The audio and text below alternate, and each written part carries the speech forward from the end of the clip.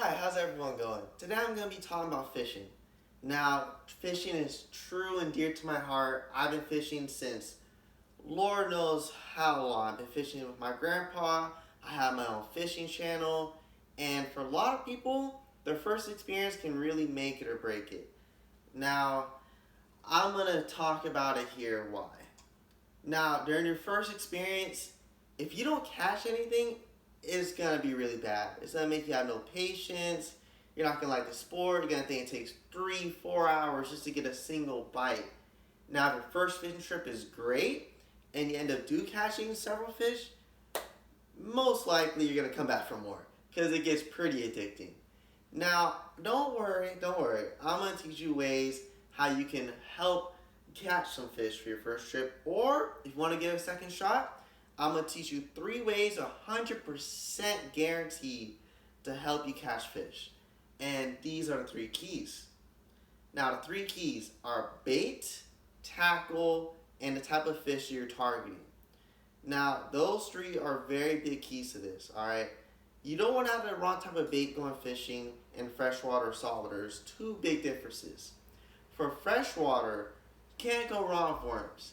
Everything in the lakes eat live worms or dead worms. If you're feeling a little bit, I don't want to touch it because it's slimy, I understand. You can put on some gloves and then it'll help a lot. It won't even feel like you're touching the worms. Now for saltwater, you just go get frozen shrimp for like $5, not too bad. Put that on a hook with a little bit of weight, boom, you're going to be catching something out there. Everything in saltwater eats shrimp. You're going to be having bites left and right, no matter where you cast. There's going to be fish there willing to bite on it. I promise you that. Now, you can't use worms in salt water. Does not work like that. You will have no success. Only freshwater fish will eat worms. Vice versa. Cannot use shrimp in freshwater. They'll be like, what is that? I'm not going to bite that. It doesn't live here. It looks like an alien to them. They will not like it. Alright? Now, next step is the tackle. You're going to need to use the right tackle when you're fishing freshwater or saltwater. Alright? For freshwater, I recommend not going any higher than 20-pound test line, no lower than 4-pound test line. For saltwater though, you have a bigger chance of catching some bigger fish, theoretically. So you want to go for 20-pound, the maximum 50-pound line. The higher you go, the fish that are smart, they're not going to want to bite that line because they'll see it. They'll be like, oh no, this doesn't look natural. I'm not biting that. No. They're not going to like that, I promise you that. So the lighter you go, the higher chances you have of getting a bite. You go too light, and you might not be able to bring the fish in.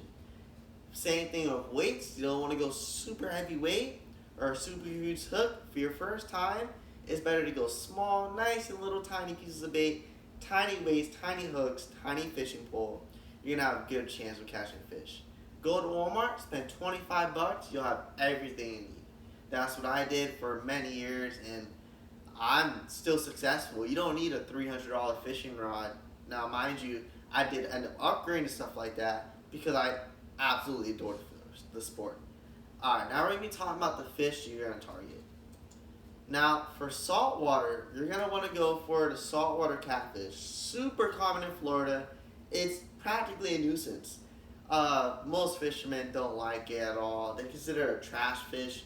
I personally, when it's a slow day, I like to count on them. I like to catch a fish, what can I say? Trash fish, sport fish, I don't care. I love the fight. It's really fun. Now, for freshwater, your friend is going to be the bluegill, aka known as the brim. They're everywhere near docks, every single lake. Put on a little piece of worm, you're going to catch a brim. You can also even catch freshwater catfish too. They're pretty easy to catch. Or you might get a largemouth bass. Again, really plentiful here in Florida.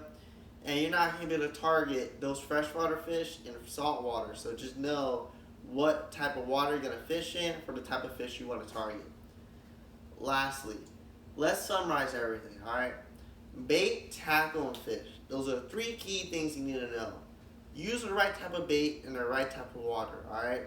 Use the right type of tackle for the type of fish you're going to use. And remember, target the right type of fish.